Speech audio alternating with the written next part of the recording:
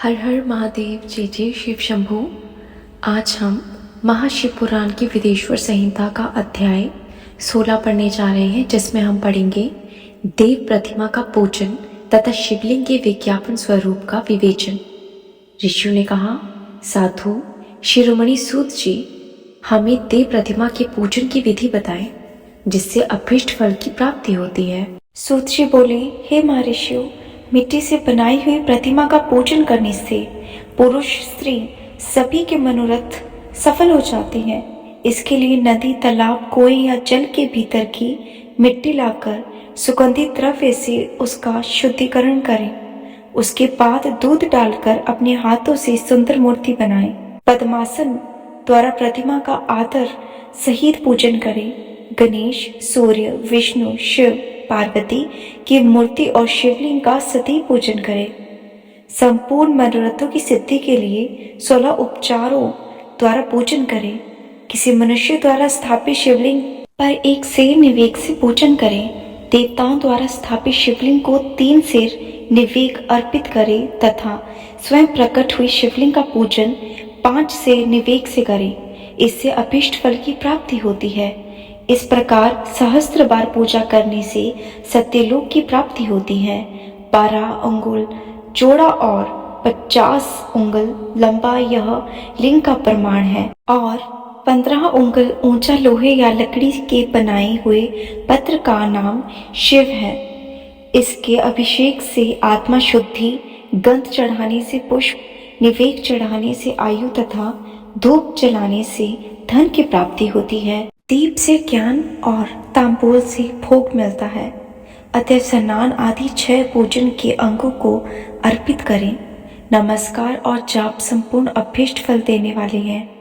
भोग और मोक्ष की इच्छा रखने वाले लोगों को पूजा के अंत में सदा जाप और नमस्कार करना चाहिए।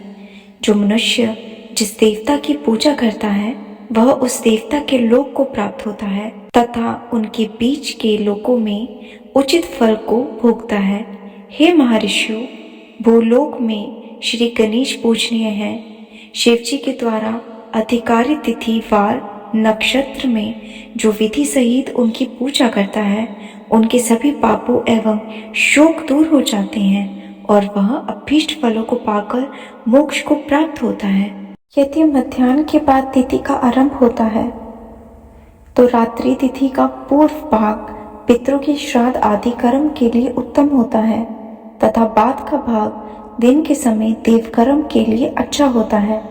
वेदों में पूजा शब्द को ठीक तरीके से परिभाषित नहीं किया गया है। पू का अर्थ है भोग और फल का अर्थ है सिद्धि। जिस कर्म से उत्पन्न होती है उसे पूजा कहा जाता है। मनोवांछित वस्तु तथा ज्ञान अभीष्ट वस्तुएं हैं। लोक और वेद में पूजा शब्द का अर्थ विख्यात है।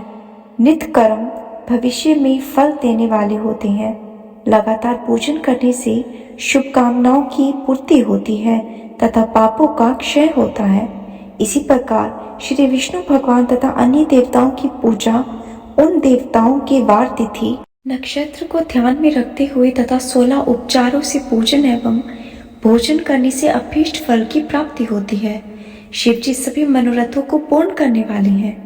महाआद्र नक्षत्र अर्थात माँ कृष्ण चतुर्थी को शिव जी का पूजन करने से आयु में वृद्धि होती है।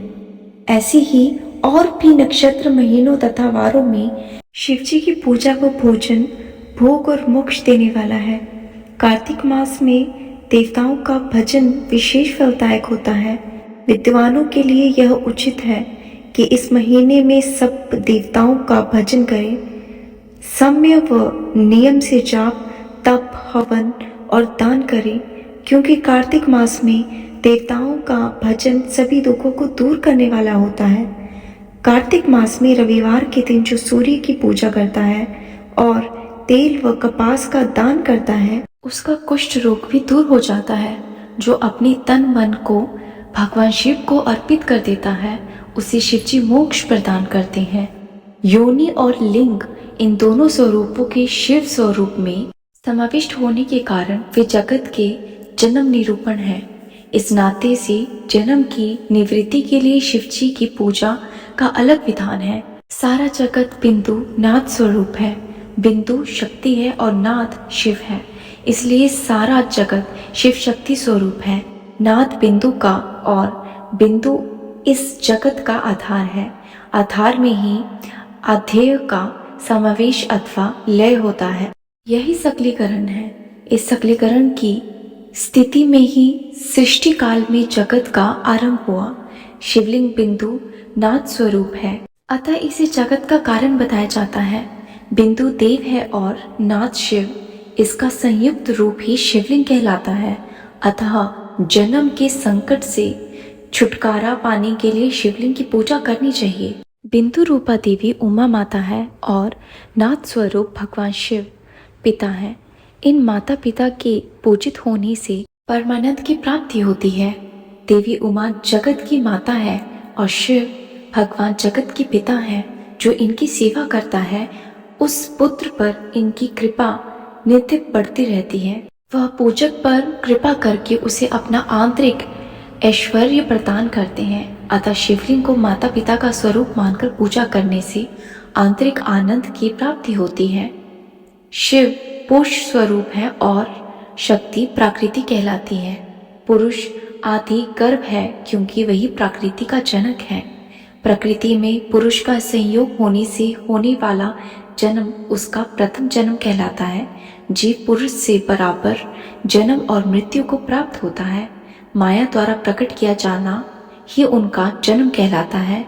जीव का शरीर जन्म काल से ही 6 विकारों से युक्त होता है, इसलिए इसे जीव की संख्या दी गई है। जीवन को लेकर जो प्राणी विभिन्न पाशों अर्थात बंधनों में पड़ा है वह जीव है। जीव पशुता के पाश में जितना छूटने का प्रयास करता है वे उसमें उतना ही उलझता जाता है। कोई भी साधन जीव को जन्म मृत्यु के चक्र से मुक्त नहीं कर पाते। भगवान शिव के अनुग्रह से ही महामाया का प्रसाद जीव को प्राप्त होता है और मुक्ति मार्ग पर अग्रसर होता है। जन्म मृत्यु के बंधन से मुक्त होने के लिए श्रद्धा पूर्वक शिवलिंग का पूजन करना चाहिए। गाय के दूध, दही, घी को शहद और शक्कर के साथ मिलाकर पंचामृत तैयार करें तथा उन्हें अलग अलग भी रखें। पंचामृत से शिवलिंग का अभिषेक व स्नान करें। दूध व मिलाकर निवेद तैयार कर प्रणव मंत्र का जाप करते हुए उसे भगवान शिव को अर्पित कर दें। प्रणव को ध्वनि लिंग, स्वयंभूलिंग और नारद स्वरूप होने के कारण नादलिंग तथा बिंदु स्वरूप होने के कारण बिंदु लिंग के रूप में भी प्रसिद्धि प्राप्त है। अचल रूप से प्रतिष्ठा शिवलिंग को मकार स्वरूप माना जाता है, इसलिए वह मकर लिंग कहलाता है। सवारी निकालने में उकार लिंग का उपयोग होता है। पूजा की दीक्षा देने वाले गुरु आचार्य विग्रह आकार का प्रतीक होने से आकार लिंग के 6 भेद हैं। इसकी नित्य पूजा करने से साधक जीवन से मुक्त हो जाता है। ये थी महाशिव पुराण की विदेश्वर संहिता का अध्याय 16। मिलते हैं अगली वीडियो में, तब तक के लिए हर हर महादेव, जय जय शिव शंकर।